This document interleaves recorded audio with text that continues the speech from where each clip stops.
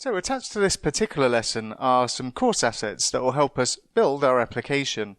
And I just want to open this particular folder and just really run through what's inside it. We've got a bunch of images that we'll use later on when we're building our application. There's also something in here called Reactivity's code snippets.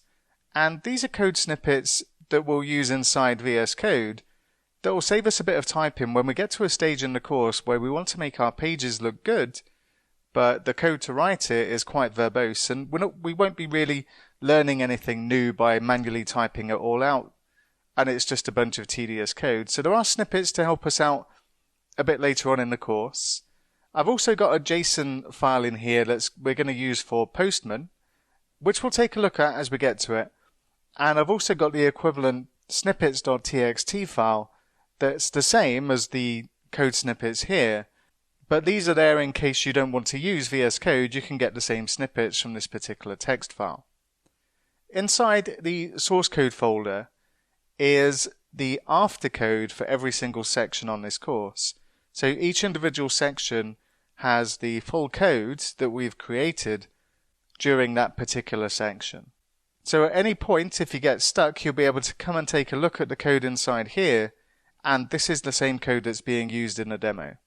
The source code is also available from the GitHub repository for this course, and it's available at this particular link that I'm showing on the screen here, or you could just use the same as what's written in the URL. Now inside here we've got the commits. At the end of every section we commit our code, and this is all the commits for the demonstrated code on this course.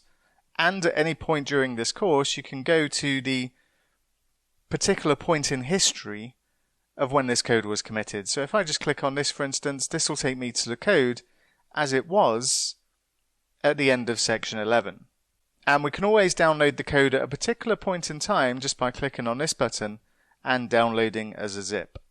So I just wanted to run through where to get the resources for the course. It's often a commonly asked question, where to find the source code and where do you get the images and where do you do this? Well, they're all attached to this lesson. So please download the assets, bookmark the course GitHub page, and in the next section we're going to go ahead and start building our application.